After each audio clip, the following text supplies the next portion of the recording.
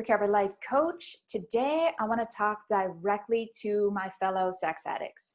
If that's not your area of addiction, you don't know anyone that struggles with sex addiction, or you have any interest in it, this might not be your video. Feel free to skip it.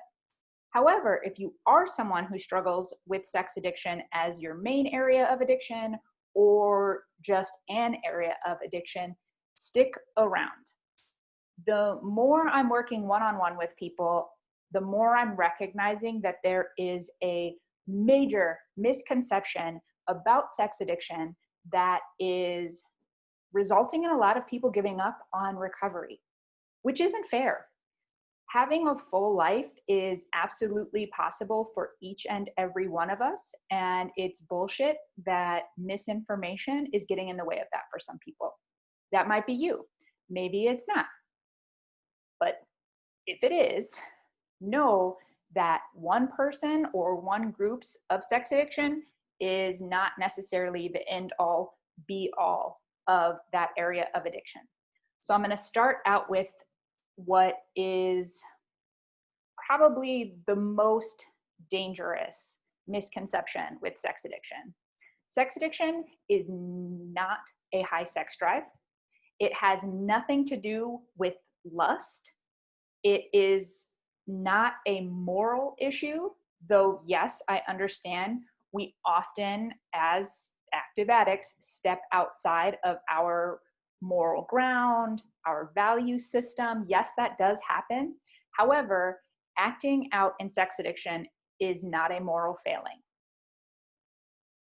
What is going on when we have a desire to act out is not that we have lustful feelings. It's not that we have sexual desire even. We, in that moment, are seeking to fill an unmet need, not a sexual need.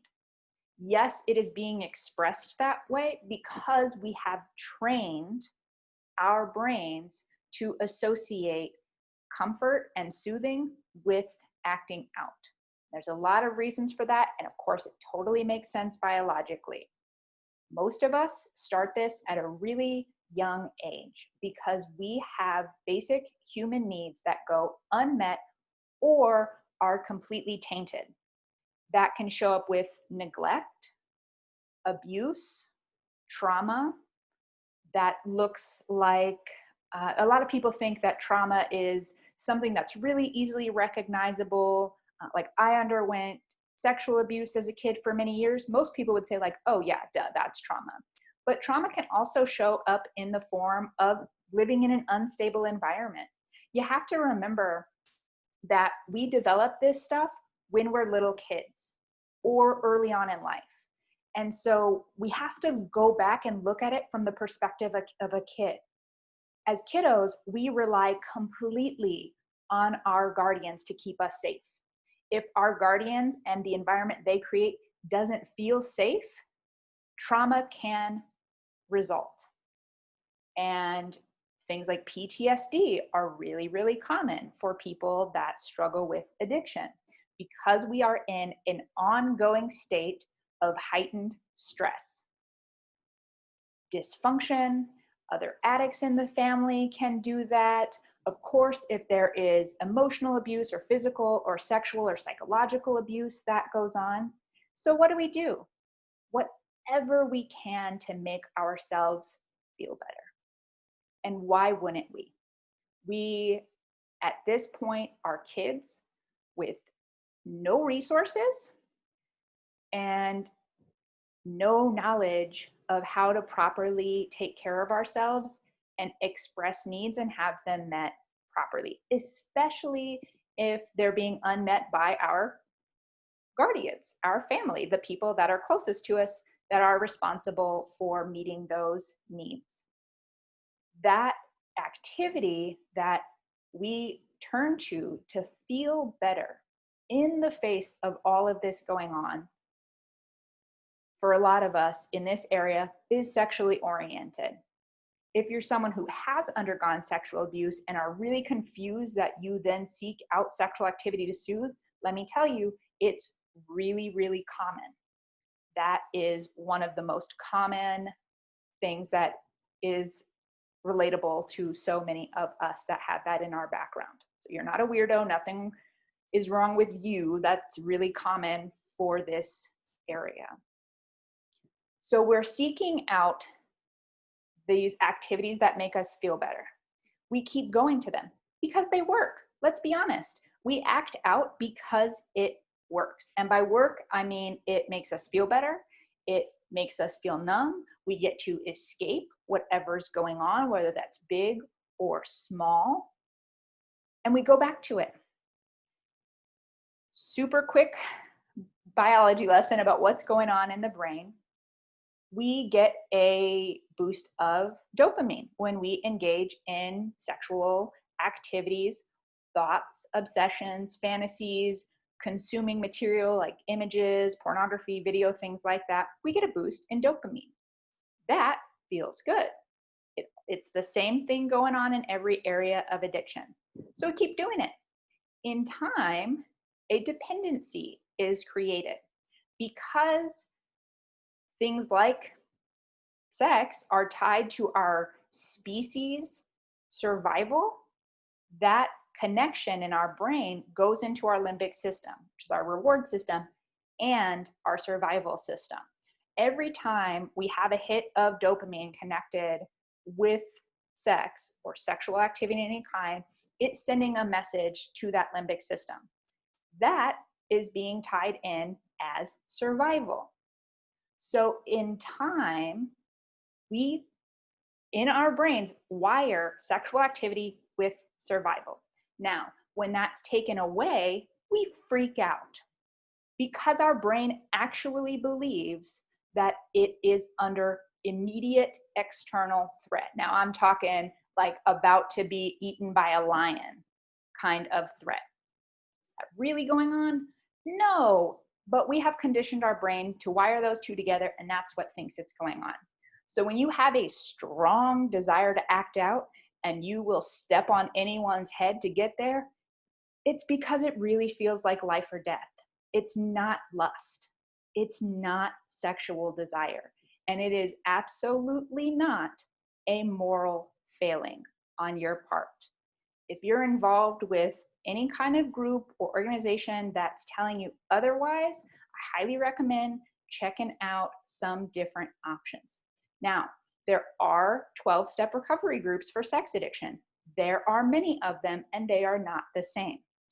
Some of them are focused on more Christian, like fundamental Christian ideas and morality. I hear a lot of that from SA, which is Sexaholics Anonymous. If that feels like the right path to you and you connect with what they're doing in there, and you can understand that it is not lust, it is not a strong sexual desire, but you still dig their program, that could be a good fit for you. There's also SAA, which is Sex Addicts Anonymous, completely different from SA, though of course the lettering is pretty close. They are also a 12-step group that focuses on sex addiction. It is a spiritual-based program, so it is a God of your understanding, whatever that looks like to you, and it follows the 12-step principles that were originally outlined in AA. There is also Sex and Love Addicts Anonymous, which is similar to Sex Addicts Anonymous, but has a little bit of a different feel to it and has a little more focused on relationships. However, man or woman, sex and love or sex and relationships go together. So you can likely find help for both in either program. There is also Sexual Compulsives Anonymous and a slew of other ones, but those first three are the three biggest ones. Now, those are available in most places within the US at least, and it's growing. They are also available online and by phone. You can access them anywhere, and they have meetings all the time. Of course, those programs are anonymous. There are no dues or fees. There's no membership that you have to join, and you never even have to use your real name if you don't want to. I don't recommend that, but you can do that. Now, I do not recommend Sexaholics Anonymous, SA. I don't. Other people dig it. It might be your jam. That's great if it is. I have met too many people that go there and then end up with more guilt and shame than they walked in the door with. And they give up on recovery and they give up on sobriety and they think something's wrong with them. There's nothing wrong with you. The other programs are a little more open-ended. You structure your own program, and that might be a better fit. Those are more the programs that I would recommend. I know Addicts Anonymous is growing fast, and there are tons of phone meetings and different meetings in person as well. So if this is your area, just to recap, it's not lust. It's not sexual desire. It's not a high sex drive. It actually doesn't have anything to do with sex. It is an attempt to fill unmet basic human needs. Connection, acceptance, love, affection, allowance to be yourself. All of these things are normally things that get met in a healthy family, whatever that is. I don't meet that many people that come from healthy families. And these are our attempts to fill those unmet needs. Yes, it feels so much bigger than that, because remember, that has been wired to survival in our brain. It has become a dependency. And when there are negative consequences that are present, or a desire to stop and you can't, now we're talking addiction. That can show up in many, many, many different ways for sex addiction. And I'll do another video on that. The last thing was to find a community.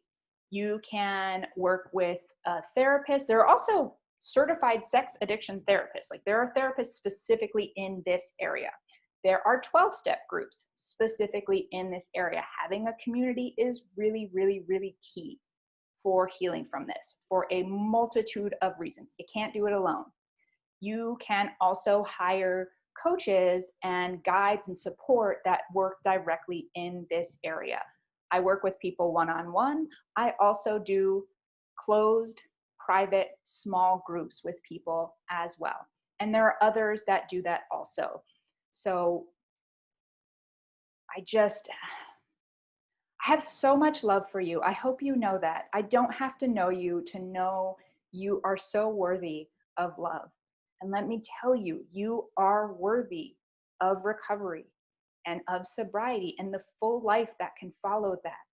So if you have fallen into any of these misconceptions, please take what I've said to heart. You can do your own extra research if you want to, behind the brain science going on with addiction and all of that stuff, but don't give up. Whatever you do, don't give up on yourself. I promise. You are lovable. You are worth loving. You are worth a boldly satisfying life. I hope this has been helpful if this is your area of addiction. I know it's a really hard one and a super confusing one. If you want more info or to set up a call with me directly, head to jacedowney.com. And that's all I got for you this week. I'll see you next time.